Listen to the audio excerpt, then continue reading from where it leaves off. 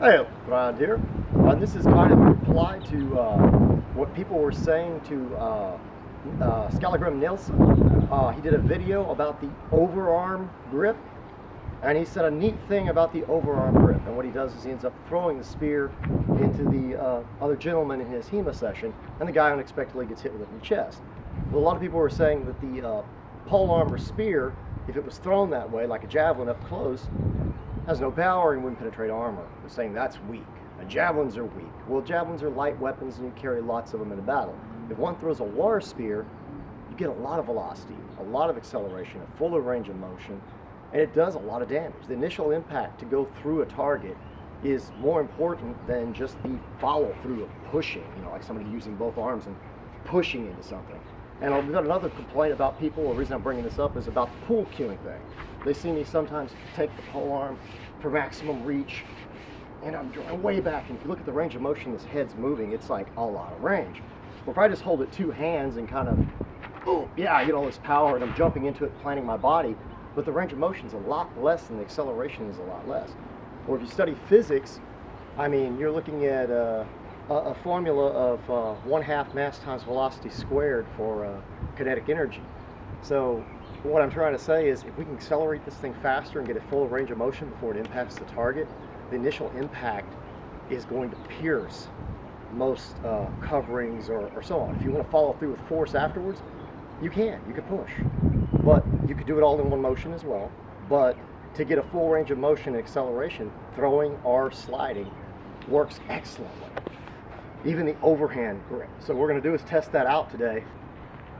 Is if you let it slide, can you get more range and can you get a full range of motion and do a throwing style technique and stab into the target. But I'm using the extreme pole arm. We're using our French partisan from Medieval Shop.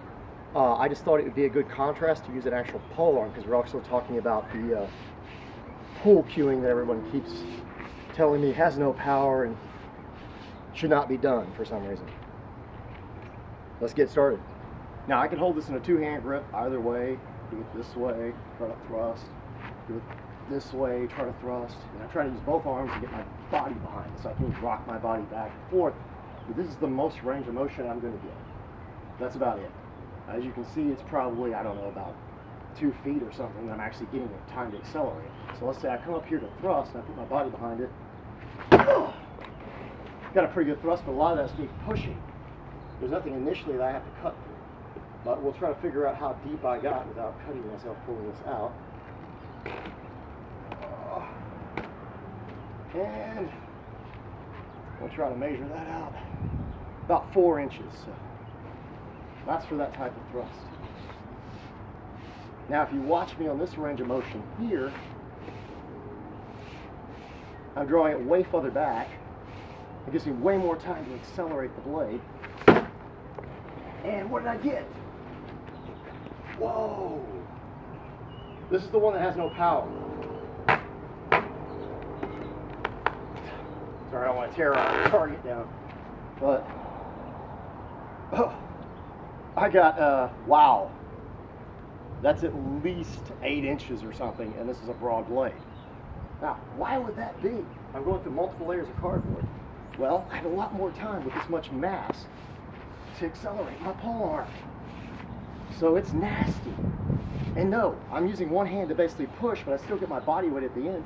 But I'm accelerating by moving all this range of motion with the pole, and I'm keeping it back where it's not, where the guy can easily manipulate it out front. So it's not a bad move. If they want to consider pool cueing bad, then I don't know what to tell them. And as for throwing it, let's say if I just have the spear and I do what most people think, they think that people come up here and they take it and, not bad, right? I had some cardboard popping out there, but I did pretty good with that. The overarm grip is usually a lot of power. Got about 6 inches or something like that. But let's say I step back and I have the pole back this way and I want maximum reach. Might have slowed it down more than I should have. I'm going to cheat there. But I got about the same penetration.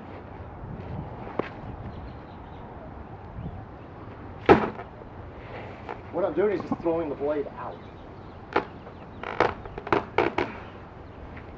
And we're getting the same thing, but it's going way deeper than the 4 inches. I'm getting about at least 5 or 6 inches on that one. So a lot of the power initially comes from the acceleration and the range of motion. So back here, if I'm throwing for a long range and I do it properly, that turned on me if I threw it in. We got cardboard folding and stuff now. We're getting a nice deep penetration. I'm not seeing the difference depending on how it's used. You know, that this is so superior to me stepping in like this. Because if you look, all I got's about a little less than 4 inches that time, and that was me using my body weight. Let's see what happened. A little less than 4 inches. Every single time that I let this thing, actually, if I'm just, let's say I threw it, but I don't want to totally let go of this because it is a little dangerous. Well, I'll do it anyway. Step back and just throw it to it. Ah.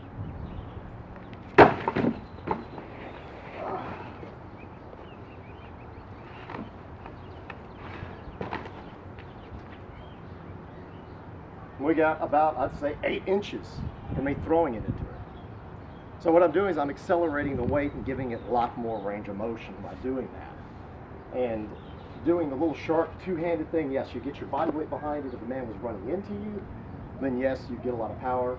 But I'm just not seeing the advantage to using the pole arm the entire time like this. Just, you know, I'm just not getting it. It's good. There's nothing wrong with that. It's a good break. It's a good defense when somebody gets in. It's necessary, but I think you see my point.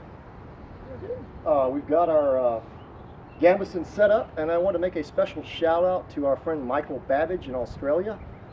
He's been doing a lot of arguing and stuff on Reddit. He uses some of our videos, and he discusses spear and shield with me regularly. That's one of his big peeves, is different styles, underarm, overarm. And we did a video not too long ago with the Viking spear for Demomanchaos, I believe is the proper name. And we did that for him because he was asking which one had more power. So just to bring that up, I wanted to give a shout out to those two guys. And we'll go ahead and do our two-handed spear thrust where I use my body weight and the power behind it. See what happens with this. It's equivalent to about 10 layers of linen, like a Gambeson sort of. Maybe not a heavy Gambeson, but light Gambeson. Let's see what it does.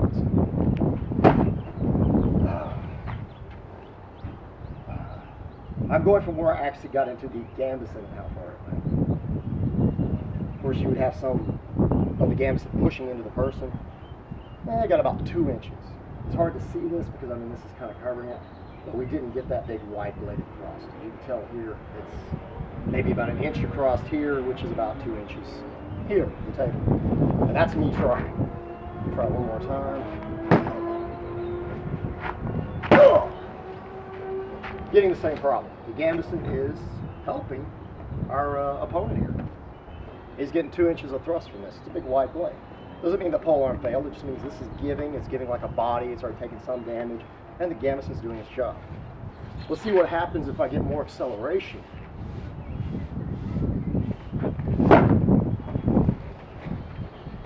While I'm going in. Looks like a much wider wound, or at least to the 2 inch mark. It makes it easier for me to test here on the width of the blade.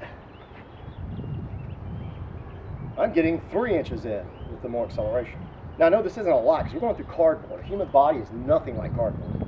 You know this cardboard's harder to cut than Tommy if you were trying to slice it.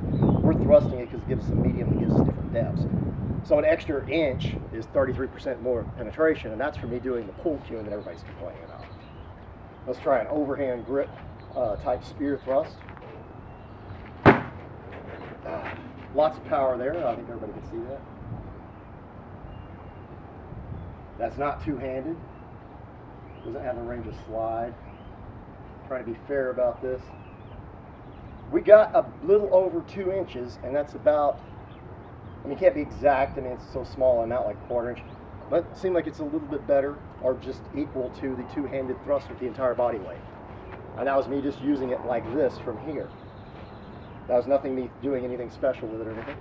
Let me step back, get our Gambeson moved out a little better here. And I'm going to try a different type of thrust. I'm going to bring it back. And of course I hit really high with that. Sorry, I don't think that counts in the area I hit it. Let's try going out here.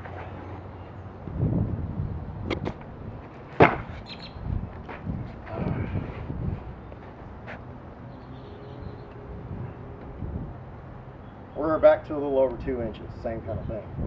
The Gambeson is making quite a difference with the give on this, which you can see it gives. Multiple layers of cardboard, we're getting a big difference. Let's just try throwing this. Yeah, we're losing validity to our test because we lose the cardboard. I think tearing this thing up. There we go, we got something to stay in. But we're still back to our 2 inch type mark. So the point I'm getting at is throwing it didn't really have very much different of effect than me trying to stab it this way with the Gambeson and everything. We're getting the same style of depth, the same kind of thing. So what I'm trying to get at is if you're going to make it through the Armour and you have a pole-arm that has weight to it, either pull cueing, throwing it and allowing a slide, or any of those type techniques, even the punching style thing, you're only going to get so much. I mean, no matter what you do, you're only going to, that is the least of all of them, actually. But we're losing the cardboard. It's getting all cut to heck. That's the only problem with our test. But a lot of people advocate using this type of thing. Range of motion. If you look at the range of motion I've got, I'm mostly just using my body. There's no initial speed of impact. This is doing the absolute worst of all of them. I'm getting about an inch trying to do that, trying to hold it and punch with it.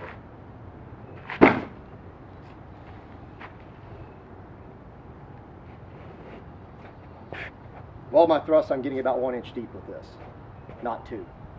So just saying that has a lot to do with it. You have the weight of the pole arm, you have the range of motion and the amount of time you have to accelerate it. And the initial impact is always going to have more penetration through armor or an object than an actual push. If I walk up and just try to push through this, this is not happening. I can sit here and put it right here and, oh, I'm going to kill it.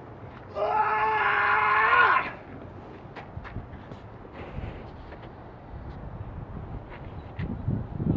I got less than an inch. So anyway, I hope you all guys enjoyed this. This was kind of to defend Skallagrim Nilsson with his throw. I think that was an excellent technique. I believe it was used. I believe it would pierce any armor that was able to pierce or any weak point in the armor if you hit that niche. I believe pool cueing, as people call it, is a valid technique. They show it in the actual treaties and the manuals. And I hope you all enjoy our video. We're going to come back with more testing, and special thanks to Michael Babbage and Demomanchaos, who we replied to before in the past. We plan on doing further testing. This was just a little video talking about acceleration and initial impact of power from a pole weapon or a spear. Barbell?